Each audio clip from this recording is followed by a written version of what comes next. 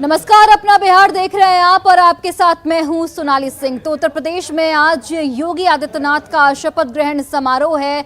योगी आदित्यनाथ के शपथ ग्रहण समारोह में सीएम नीतीश कुमार भी शामिल होंगे। तो ये बड़ी खबर आपको बता रहे हैं। योगी के शपथ ग्रहण समारोह में सीएम नीतीश कुमार शामिल होने वाले हैं। सीएम नीतीश को योगी आदित्यनाथ की ओर से निमंत्रण दिया गया है। बीजेपी के शीर्ष नेतृत्व की ओर से निमंत्रण दिया गया है। सीएम नीतीश कुमार ने योगी का निमंत्रण जो है वो स्वीकार भी कर लिया है और आज शाम लखनऊ में योगी आदित्यनाथ का शपथ ग्रहण समारोह होगा। डिप्टी सीएम तारकिशोर प्रसाद और रेणु देवी भी लखनऊ जाएंगे। सीएम की पहल से प्रगाढ़ होंगे बीजेपी और जेडीयू के रिश्ते और एनडीए में बीजेपी जेडीयू के बीच की जो थोड़ी बहुत कमी होगी वो भी दूर होगी और जो खटास है वो भी कम होगी। तो सीएम नीतीश कुमार योगी आदित्यनाथ के शपथ ग्रहण समारोह में शामिल होंगे। शाम के 4 बजे ये शपथ ग्रहण समारोह आयोजित किया जाएगा, जिसमें डिप्टी सीएम रेणु देवी और तारकिशोर प्रसाद भी शामिल होंगे।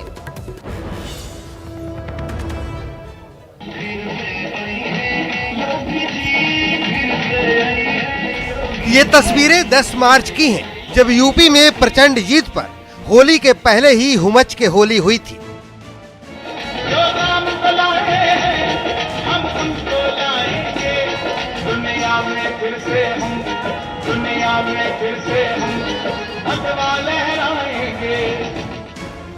मोदी योगी का ऐसा जादू चला कि जनता पर किसी भी दल का रंग नहीं चढ़ सका। उत्तर प्रदेश में बीजेपी ने जीत का इतिहास रच दिया। शुक्रवार को सीएम योगी दोबारा सीएम पद की शपथ लेकर नई लकीर खींचने वाले हैं।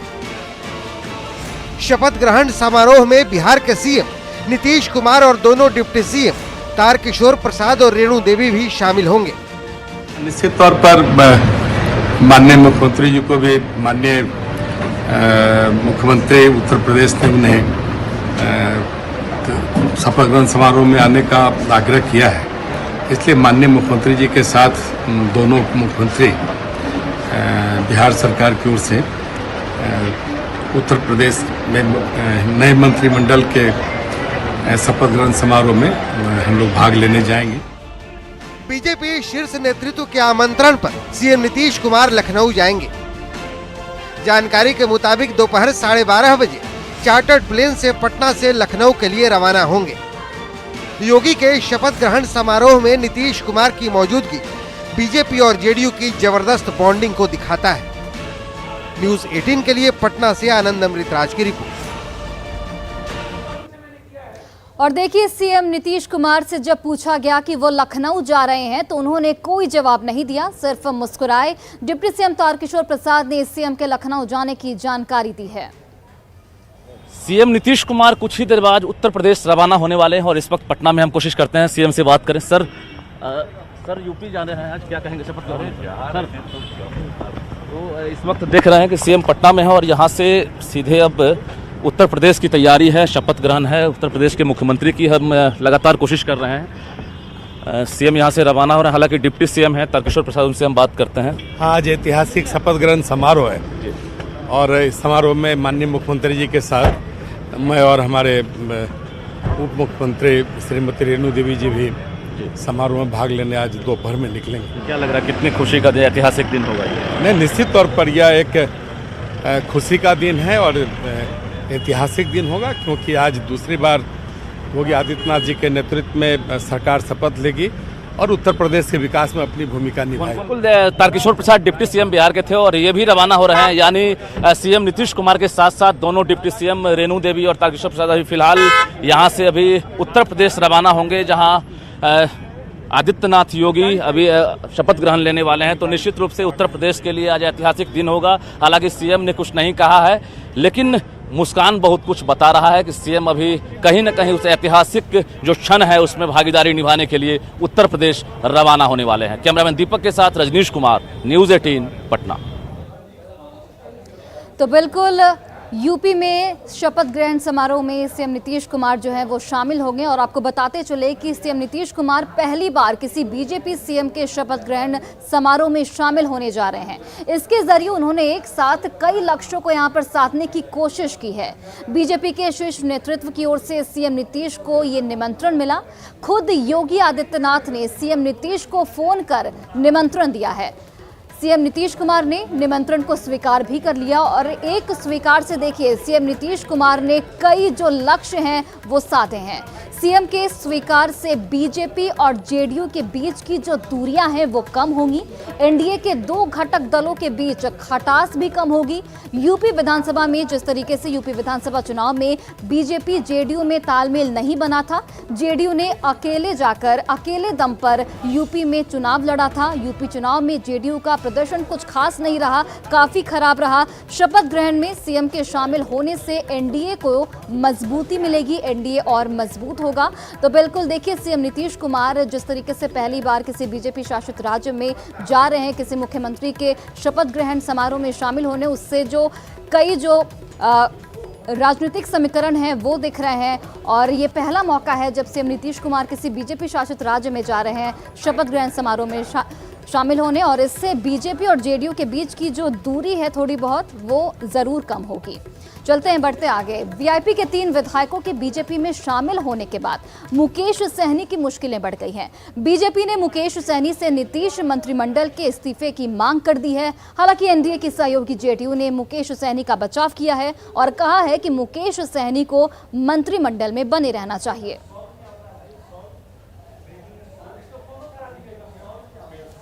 ये जो वीआईपी के जितने विधायक थे बीजेपी ज्वाइन कर लिए, तो इनको तो नैतिकता के हिसाब से मतलब आधार पे इनको इस्तीफा दे देना चाहिए और मंत्रिमंडल में बने रहने का इनका कोई औचित्य नहीं बनता। हम लोग तो चाहेंगे कि वो एनडीए का पार्ट हैं और एनडीए का पार्ट रहें और एनडीए से मजबूत ही रहेगा, क्योंकि जिस वर्ग का वो राजनीति करते हैं या जिस समाज के वो राजनीति करते हैं वो सभी के सभी जो है एनडीए समर्थक हैं। तो इसलिए हम चाहेंगे कि उनका जो नेतृत्व करने वाले लोग हैं उनके रहने से ये एनडीए मजबूत रहेगा। हम लोग तो उनको स्वागत करेंगे। लेकिन आपने कहा प्रत्यक्ष रूप से आप उनका समर्थन भी करेंगे जिस समाज से नहीं, हम उसका विरोध क्यों करेंगे? वो हमारे समाज के हैं, हमारे अत्यंत पिछड़े वर्ग के लिए वो आवाज उठाते हैं और वो आरक्षण की बात भी करते हैं। और देखिए मुकेश सहनी के इस्तीफे पर एनडीए जो है वो बटा हुआ है, लेकिन सहनी का दिल लालू के लिए धड़क रहा है, वो भी आपको दिखाते हैं। जो कठिनाई अभी दिख रहा है आप लोगों के सामने में, इससे बड़े बड़े कठिनाई को हमें सामना करना पड़ेगा। आज देखिए लालू जी ने इतना अच्छा काम करने के बाद भी आज जेल में है, तो ये सब संसार का एक पार्ट है, ये होते रहेगा। उत्तराखंड के नए मुख्यमंत्री पुष्कर सिंह धामी ने शपथ लेने के बाद ही समान नागरिक संहिता यानी यूनिफॉर्म सिविल कोड लागू करने का ऐलान कर दिया है। देश में उत्तराखंड पहला ऐसा राज्य है जो यूनिफॉर्म सिविल कोड को लागू करने जा रहा है। इस खबर के बाद बिहार में भी भाजपा नेताओं ने इसकी मांग को उठा दिया है, जिस पर जेडीयू नेता और अल्पसंख्यक कल्याण मंत्री जमा खान ने सवाल पूछने पर सवाल को टालते दिखे हैं। हमारे साथ बिहार के अल्पसंख्यक कल्याण मंत्री जमा खान है। सर, उत्तराखंड सरकार ने जो फैसला किया है उस पर आपकी राय क्या है? बीजेपी के नेता ये डिमांड कर रहे हैं कि बिहार में भी यूनिफॉर्म सिविल कोड लागू होना चाहिए। देखिए, आप जानते हैं कि हमारे माननीय मुख्यमंत्री जी नीतीश कुमार जी सभी लोगों को लेकर चलते हैं, जहां फायदा होगा हमारे बिहार के विकास के लिए, बिहार के सम्मान के लिए। मुख्यमंत्री की छवि सेक्युलर छवि है, उस पर आँच ना आ जाए, इस वजह से आप लोग ऐसी बात बोल रहे हैं? देखिए, सेकुलर छवि तो है ही। आपने देखा होगा कि मोदी जी, हमारे प्रधानमंत्री साहब भी, उनकी जो मैसेज मिला आपको मिला ही होगा कि उनका एक समाजवादी पूरे देश के अंदर ये अलग इनकी पहचान भी है। और सबसे बड़ी चीज़ है पहचान का कि उन्होंने कभी आज तक परिवारवाद नहीं किया है देश के लिए। भी जाति धर्म को, किसी वर्ग को, किसी को भी थोड़ी सी तकलीफ ना हो, सबको लेकर चलना चाहते हैं और उसके बाद वो निर्णय लेते हैं। जो निर्णय होगा उस आप सामने आएगा, उस पर हम तैयार हैं। तो जेडीयू की मजबूरी समझी जा सकती है क्योंकि नीतीश कुमार की छवि एक सेक्युलर नेता की, और यही वजह है कि जेडीयू के नेता यूनिफॉर्म सिविल कोड को लेकर खुलकर बोलने को तैयार नहीं। कैमरामैन अजय दुबे के साथ आनंद अमृतराज, न्यूज 18 नेटवर्क, पटना। और चलिए अब इस पूरी खबर के मायने को समझने की कोशिश करते हैं कि आखिर ये समान नागरिक संहिता है क्या। तो देखिए, यूनिफॉर्म सिविल कोड का मतलब समान नागरिक संहिता है। भारत में रहने वाले हर नागरिक के लिए एक समान कानून, चाहे व्यक्ति किसी भी धर्म या जाति का क्यों न हो, सबके लिए एक समान कानून शादी, तलाक और जमीन जायदाद में बंटवारे के लिए भी एक कानून इसके तहत है। वहीं अभी देश में मुस्लिम, ईसाई और पारसी का पर्सनल लॉ लागू है। अदालतें लगातार समान नागरिक कानून की मांग करती रही है। पर्सनल लॉ की वजह से अदालतों को सुनवाई में दिक्कत होती है। यूनिफॉर्म सिविल कोड लागू कर सरकार का काम है और राज्य के नीति निर्देशक तत्व में समान नागरिकता की बात भी कही गई है। मुस्लिम समुदाय के लोग यूनिफॉर्म सिविल कोड का विरोध करते रहे हैं। देश के सिर्फ गोवा राज्य में समान नागरिक संहिता इस वक्त लागू है और अभी उत्तराखंड के जो मुख्यमंत्री बने हैं पुष्कर सिंह धामी, उन्होंने ये लागू किया है और इसके बाद बिहार में जो भाजपा के तमाम नेताओं हैं उनकी ओर से ये मांग जो है वो अब उठने लगी है।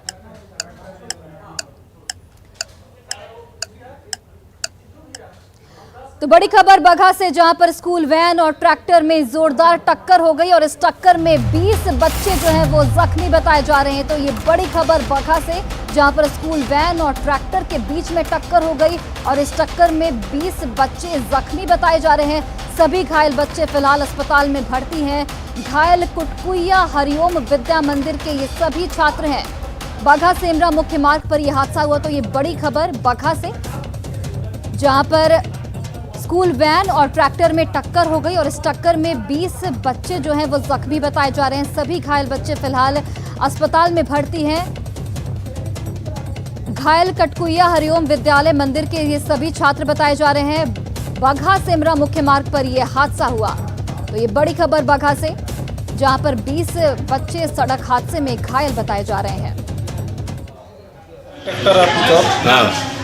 तो कटकुइया स्कूल का पिकअप है। हाँ। उसमें 22 किलो बच्चा घायल है। कहाँ है? बंजरिया मोड़ पे खड़ा के पास। कहाँ आए अभी? सरकारी हॉस्पिटल बगहा है। कितने बच्चे घायल हैं? और बगहा से हमारे सहयोगी मुन्ना फोन लाइन पर जुड़ गए हैं। मुन्ना, देखिए ये बड़ा हादसा, 20 बच्चे जो है वो घायल बताए जा रहे हैं। अभी बच्चों की क्या कुछ स्थिति है? जी, बच्चों को बगहा अनुमंडलीय अस्पताल में भर्ती कराया गया है, जहाँ डॉक्टरों की टीम उनका इलाज कर रही है। और ये पहले सुबह की घटना है जब सभी बच्चे स्कूल के लिए स्कूल वाहन के सहारे जा रहे थे और सीधी एक ट्रैक्टर आती है, बेलगाम ट्रैक्टर उसको ठोकर मारती है। उसके बाद गाड़ी मौके पर ही पलट जाती है, जिसके बाद यह हादसा सामने आया है। और उसके बाद स्थानीय लोगों ने काफी तत्परता दिखाई है और स्थानीय लोगों के मदद से सभी घायलों को अनुमंडलीय अस्पताल में भर्ती कराया गया है, जहाँ उनका इलाज चल रहा है। ट्रैक्टर के ड्राइवर का कुछ पता चल पाया है क्या? उसकी गिरफ्तारी हो पाई है अभी तक? घटना के बाद ट्रैक्टर चालक ट्रैक्टर छोड़कर फरार है। हालांकि मौके पर पुलिस पहुंच गई है और दोनों गाड़ी को अपने कब्जे में जरूर ले लिया है, लेकिन घायलों को फिलहाल सबसे पहले घायल जो बच्चे हैं उनका इलाज के लिए अस्पताल में भर्ती कराया गया और डॉक्टरों की टीम को मुस्तैद किया गया है कि किसी भी स्थिति में बच्चों की स्थिति बिगड़े नहीं। जी बिल्कुल, चलिए मुन्ना, बहुत बहुत धन्यवाद तमाम जानकारियों के लिए। तो ये बड़ी खबर आपको बगहा से बता रहे थे, जहां पर स्कूल वैन और ट्रैक्टर के बीच टक्कर हो गई, जिसमें 20 बच्चे जो है वो जख्मी हो गए और इन 20 बच्चों का इलाज जो है अस्पताल में जारी है। हालांकि ट्रैक्टर चालक मौके से फरार हो गया है, जिसकी धरपकड़ के लिए पुलिस फिलहाल जुटी हुई है। लेकिन फिलहाल जो प्राथमिकता दी गई है वो बच्चों के इलाज को दी गई है और बच्चों के इलाज के लिए एक डॉक्टर की टीम भी यहाँ पर गठित की गई है। बिहार में मार्च महीने में ही गर्मी ने लोगों का जीना मुहाल कर दिया है और अधिकतम तापमान ने पिछले 11 सालों का रिकॉर्ड जो है वो तोड़ दिया है। मौसम विभाग की अगर माने तो कल पटना सबसे गर्म रहा, जहां अधिकतम तापमान 39.4 डिग्री रिकॉर्ड किया गया। लगातार चल रही पछुआ हवा की वजह से मौसम शुष्क है और सुबह से ही उमस से लोगों का हाल बेहाल हो जाता है। मौसम विभाग ने पूर्वानुमान जताया है कि अप्रैल से पहले बारिश की कोई संभावना नहीं है। जानकारी दे रहे हैं हमारे संवाददाता रजनीश कुमार।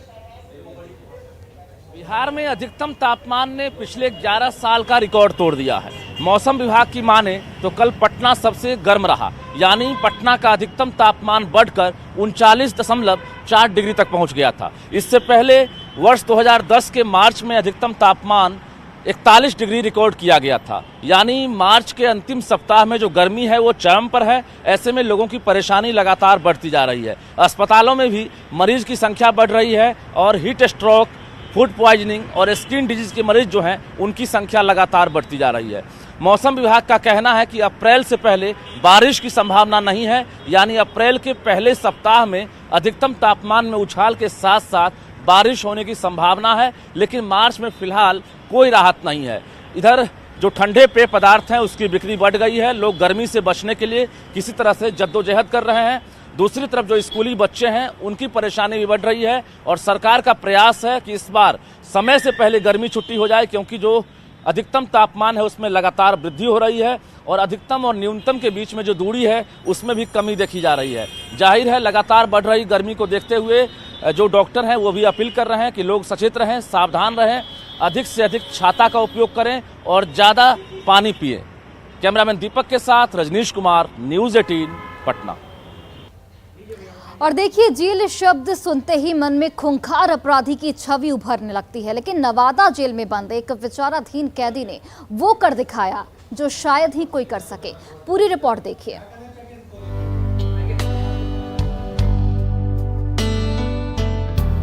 ये है 23 साल का सूरज कुमार, जिसने अपनी लगन और कड़ी मेहनत की बदौलत काल कोठरी से कामयाबी का उदय किया। नवादा जेल में बंद सूरज कुमार ने जेल में रहते हुए IIT की joint admission test for masters की परीक्षा में सफलता हासिल की है। सूरज को ऑल इंडिया में 54वां रैंक हासिल हुआ है।